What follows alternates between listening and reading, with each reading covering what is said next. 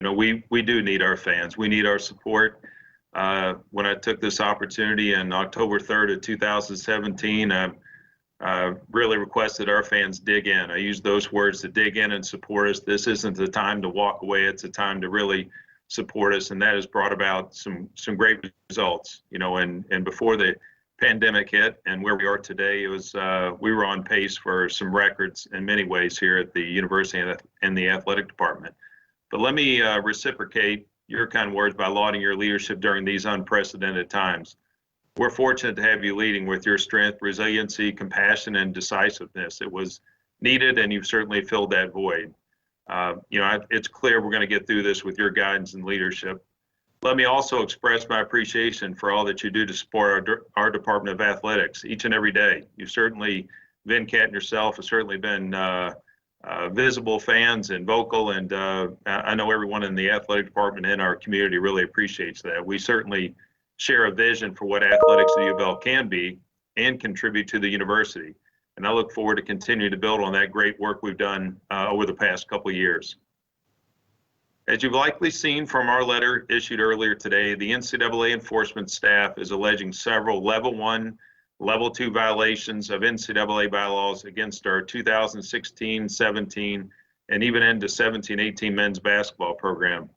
The allegations include a Level 1 allegation that extra benefits were provided to prospective student athletes, families, and AAU coach by certain individuals purportedly identified and defined by the NCAA as representatives, none of whom had traditional connections to the university beyond their affiliation with Adidas or professional athlete management entities, as well as by a former assistant coach.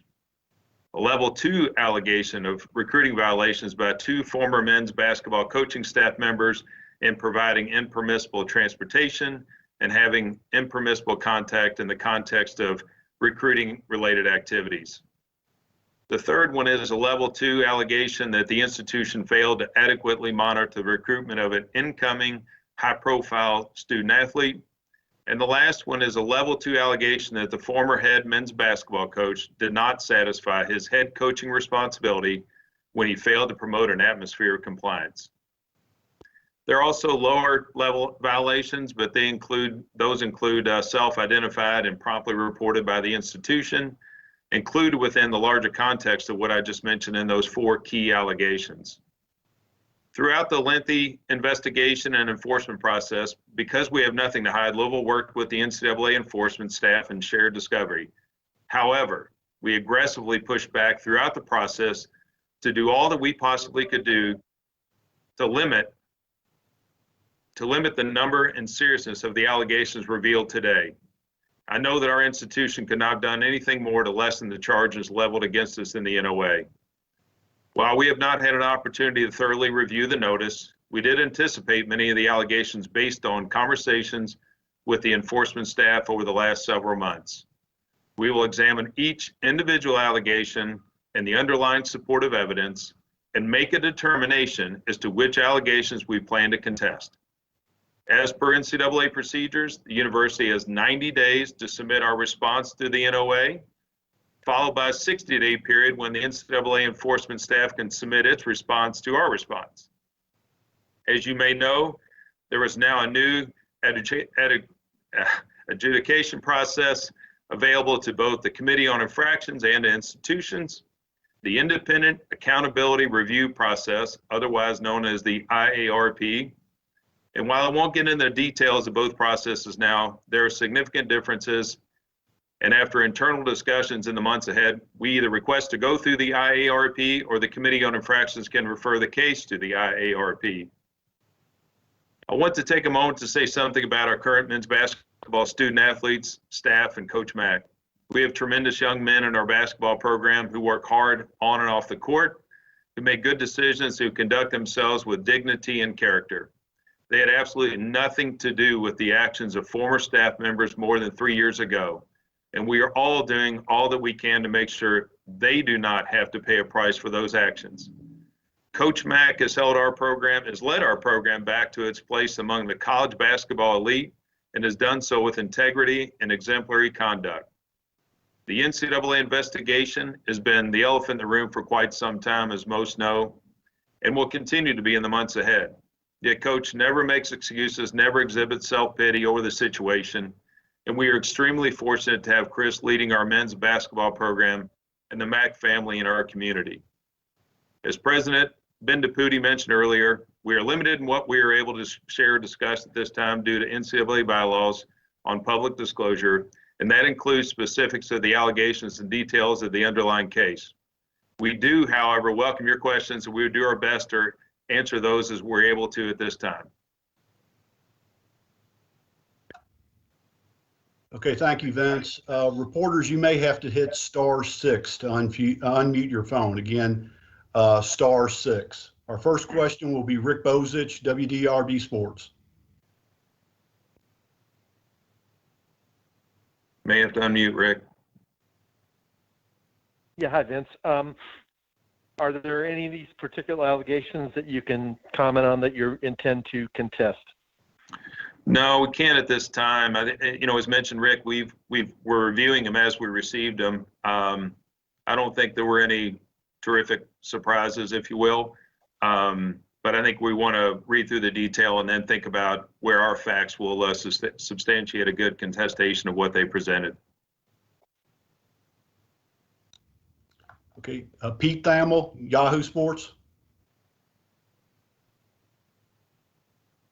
Pete, you might have the same issue. You might need to unmute.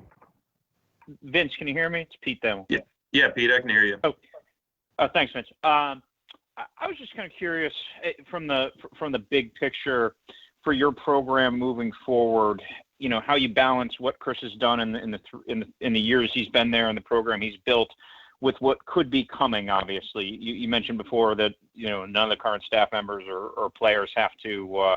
You don't want to pay a price for things they weren't involved with and weren't around for. I'm just wondering institutionally how you balance the current great reality of Louisville basketball with this behind it. Yeah, I think sort of looming now over it. Yeah, I think it's been looming over us for a period of time, and that's how it's going to continue. And in some ways, you're happy to get the thing started, because then it provides somewhat of a light. It's a broad time frame for which it could be completed, but it does provide a pathway now that starts. And I think with Chris, we've been honest from day one. When I met Chris in his home and recruited him to the program, I was clear that there was an investigation out there. The FBI was already known. We discussed that at whatever I knew at that time, I was happy to share with him, so he knew.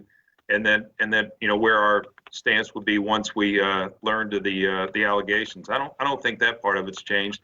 I've been honest with families, recruits, families, players, straight up. And I think that, but we've always said that there's playing for this university in this arena and the tradition and legacy that we have, including my father's championship team, is a pretty outstanding experience. And we've told them we're going to provide them the best student athlete experience we can. Knowing that there'll be negative recruiting and other things that go on and have gone on today, Chris has done an outstanding job. He's been straight up with them as well and recruited great kids. We got terrific individuals today and that have come through the program even in his short period. But I think that's the only way you can approach it, Pete, is just to be honest with the situation and let people know as much as you can and feel pretty good about where we're going. And certainly Chris is here for the long term, and I think my expectation to him is we'll get another championship like when my father was here and we've done in between. Tim Sullivan, Courier-Journal.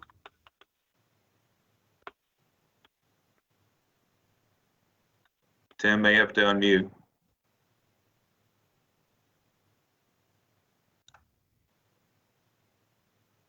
Okay, we can come back to Tim. Pat Forty, Sports Illustrated.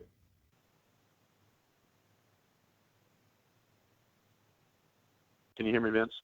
There you go, Pat. Yeah. Okay. My question is, I was under the impression that the NCAA had paused sending out notices of allegations during the pandemic. Did the timing of this surprise you or give you guys any pause at all?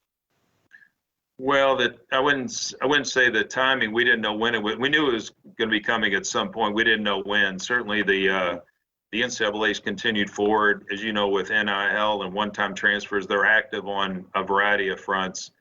We didn't know what that meant related to this in the pandemic. But I would say, consistent with what they're doing on other NCAA bylaws and movements right now, that's probably why we did receive the NOA, while unfortunate during this time. Thank you. Let's try Lucas Allback, Courier Journal.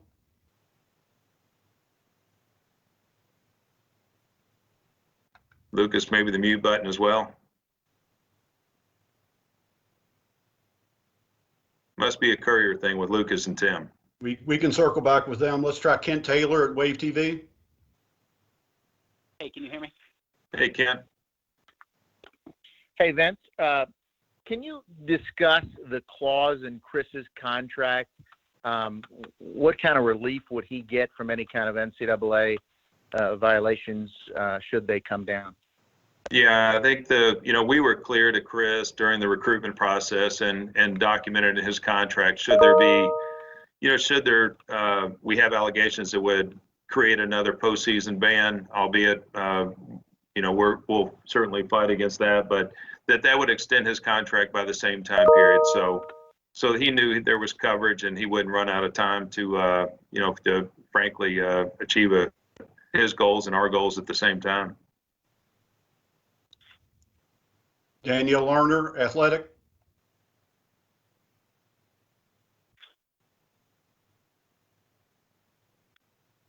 Danielle, you got the mute button? You can hear me? Oh, there we go. Hey, Danielle. Hey, my question is, how much have you been paying attention to the other schools that have received their notice of allegations in relation to this case? And from looking at those situations and from your conversations with enforcement staff, do you expect the NCAA to try and impose some sort of death penalty? No, I mean, I'll go to the better part first. We've certainly, we follow all the cases. We followed it since the FBI investigation and allegations came out, and followed it through the trials like everybody has. You certainly got transcripts to follow. And then, subsequent to that, as NCAA there's been a number of schools named. I know that they were more public with those names. We didn't know where we fell in the lineup of those, but we're certainly following what's happening in other cases. There's some where there's similarities in this because, many of us were wrapped up in the same scenario. So I think it's fair to follow it that many of them are traditionally been independent of each other. Well, this one's unique that there are some similarities in what was happening in the proposed scheme. But as far as the death penalty, I don't foresee that. I think it's clear to the NCAA what we've done, but I don't want to get too far down that path and speculate. But I think we've done all we can do here. We've made some pretty strong, unparalleled corrections in our program, and I think they're appreciated by them as well as inside this university community. So I think that's I get that where we are as a repeat offender, that people are going to be provocative and push for strong language, and it makes for interesting read for sure. But that's not what I foresee and what we're going to be approaching here. We have Gary Graves with the Associated Press. Can't hear you, Gary. A reminder to hit *6 to unmute your phone. Thank you, Kenny. Gary, Gary with did- us? Can you hear me? There we go. Yep. All right. I guess to follow up on that question, how heartening is it that, from what I could tell at first glance, that there is no mention of lack of institutional control with that? Yeah, well, I would say that's key. I obviously can't get into too much of what is discussed, but I'm happy to tell you that that's not a part of the what we received in the NOA. That's important. Let's try Tim Sullivan again at Courier Journal.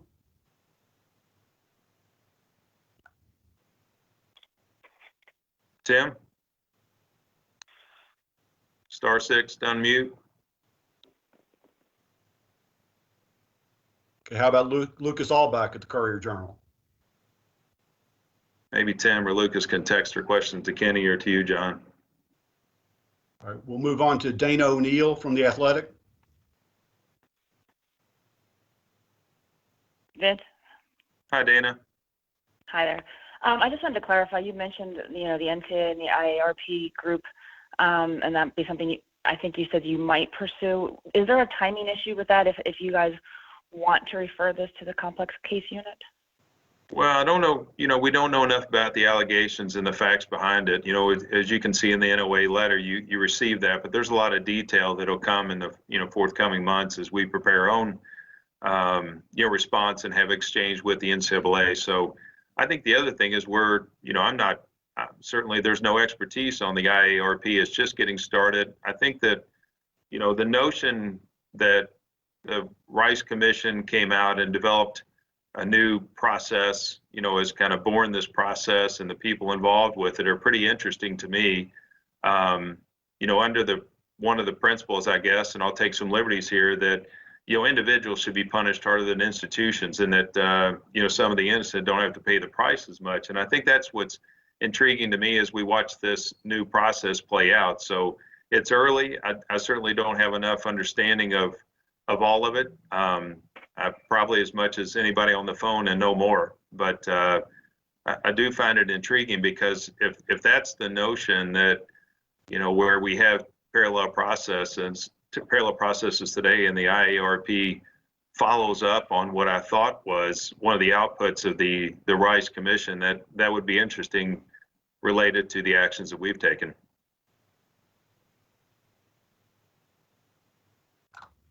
Eric Crawford, WDRB.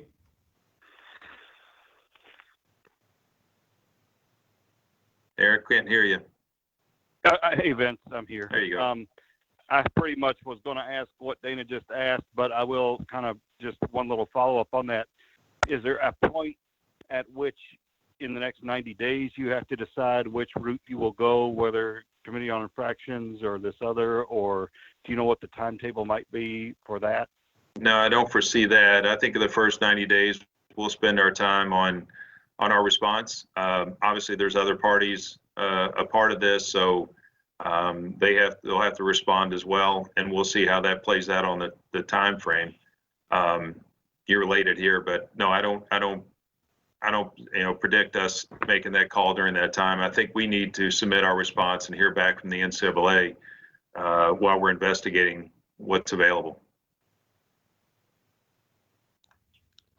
Okay, Vince, Tim Sullivan has emailed or has texted me a question. I'm going to go ahead and read it to you. Okay. He wants to know if you see any factual assertions that you believe are incorrect, or if it is more a matter of interpretation as far as whether the findings should be viewed in the context of aggravating or mitigating factors.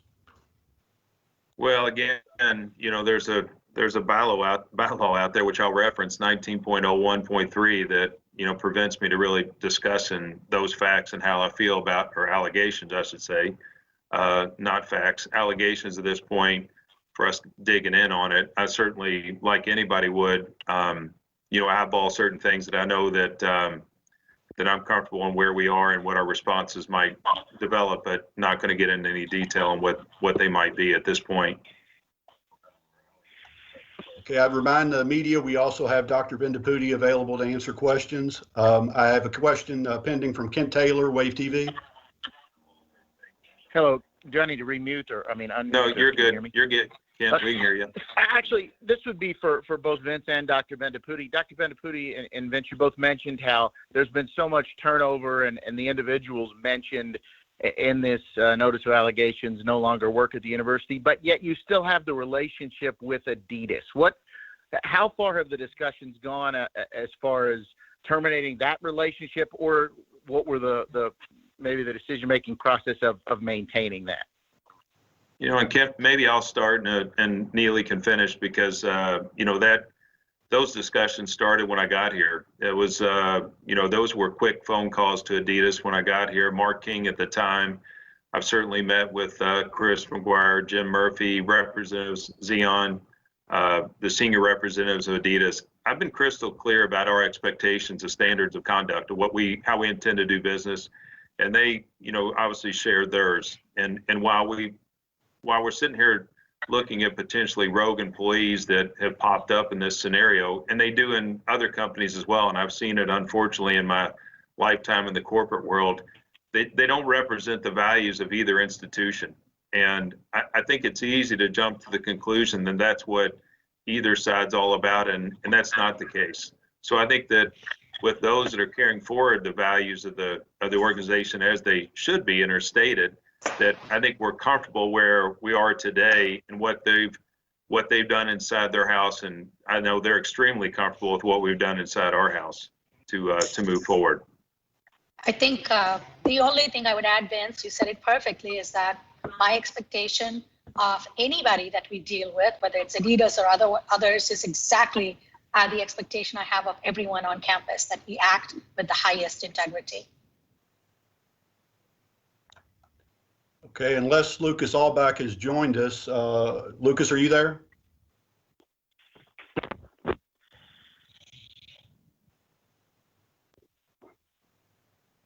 Okay, I have another question from Danielle Lerner at The Athletic. Danielle?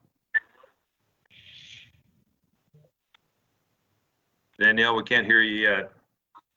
I'm not sure whether Vince or Neely, which There one you of you go. would be able to answer this. But my question is, you mentioned, so many of the individuals named in this notice are no longer associated with the university, some former coaches and other people, but they do need to craft their own responses. Do you have a sense of, how closely you might have to work with them in order to kind of put together this response, or are you just leaving that completely up to those individuals? I think we're in charge of our response. That's what we can control, and that's what we are responsible for. Vince, anything you want to add? No, I think that's proper. I mean, we can't speculate on what how they're going to respond to their own allegations and how that boils up under ours. Unfortunately, it doesn't work as cohesively as you would think once the parties have separated, which they have here. I think under different circumstances, had they still been representatives of the university, we might be more in sync, but I don't expect that moving forward.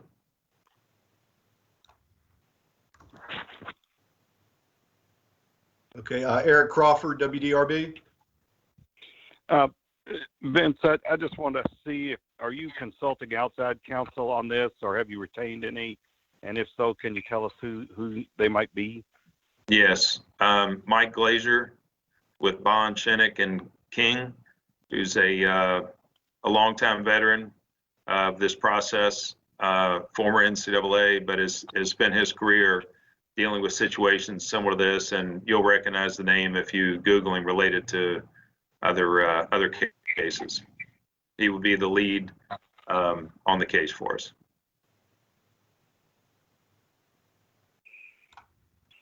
And Rick Bozich again, WDRB.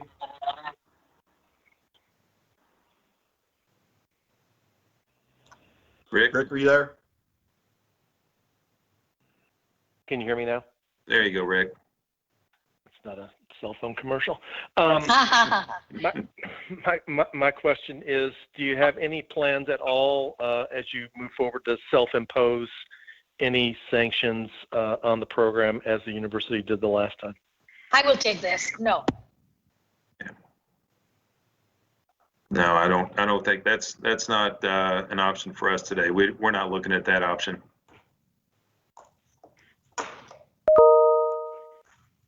Okay, and I'm gonna read another question here from Tim Sullivan, and this would be for both for Vince and for Dr. Bendapudi. You've emphasized a willingness to push back. This is a different stance than last time around under different leadership. What accounts for the different tone? Was it influenced by the North Carolina case? Every case, it's when you're leaders, you have to take account of where you are. Leadership is about the particular context. And right now, with the team we have, with all that we have done, with the extensive changes that have been made at UFL, that's a big part of what's guiding our decision making. Yeah, I think Neely hit the nail on the head, and I think experience in the process certainly plays into how you approach this, this time around. And I think while I think our case and our view of things certainly shapes our approach, and it is maybe a bit different to the outside, but I think it's appropriate. Okay, we have Kent Spencer from WHAS.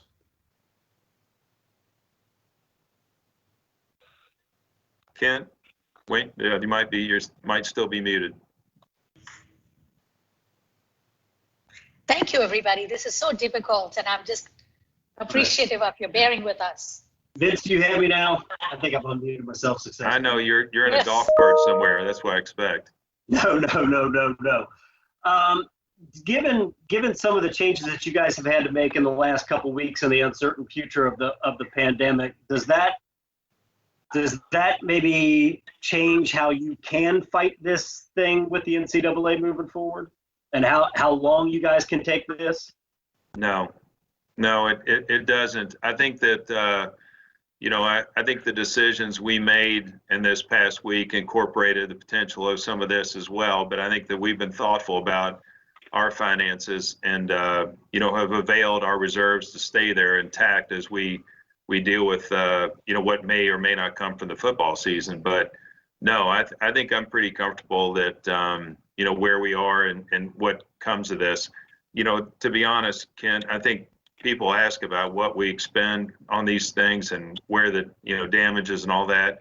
I think we took our hit back in the 17 time period. And I think that related to, when people were upset about what happened at that time, and it was reflective maybe in ticket, season ticket holder, things like that. But, what you actually get through, and I think everybody's aware of what the NCAA fine was at that time and all that, legal bills. And, I feel comfortable that we're fiscally prepared to run the course.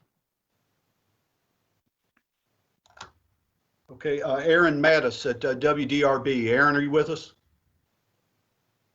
Yeah, I'm here. Can you guys hear me? We got you, Aaron. Okay, Vince, I was just wondering about the IARP. I think you mentioned something that, individuals punish maybe more than institutions. So there's some to like there, but is there some, I guess, for lack of a better word, scariness to the idea that there's no precedent there? I think there's one, maybe two schools that have gone that route, and there's no appeals.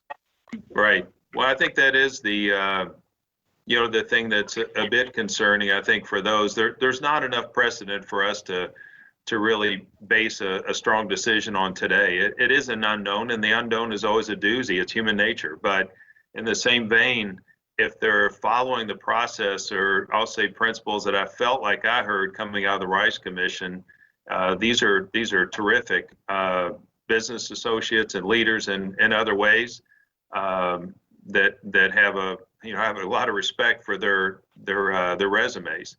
And I think that they have great appreciation for when things happen in a business like our business here, and what you do about it and how you control it going forward. So I think that, not that the Committee on Infractions process wouldn't, but it is a more structured process probably than what I'm expecting the IARP to be long-term for any institution as to go through it.